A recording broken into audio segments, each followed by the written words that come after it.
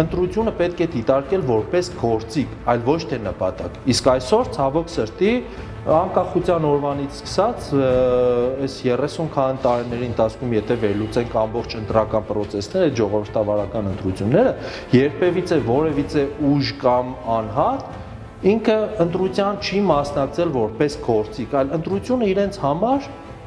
միանշանակ եղել է նպատակ, բայց դա ամենացավալին է եւ ամենաանընդունելին է։ Ուղղակի ընտրությունը գործիք է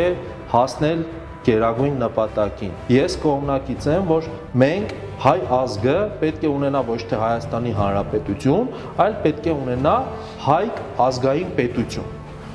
Մենք յուրահատուկ ենք մեր ազգային ամեն ինչով եւ ամենաառաջինը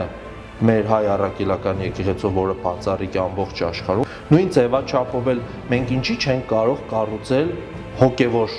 քրիստոնյա պետություն,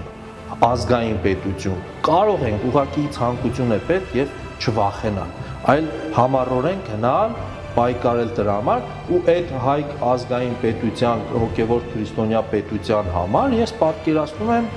աշխարհաժողովային մոդելով ընտրակարգը կազմակերպվի։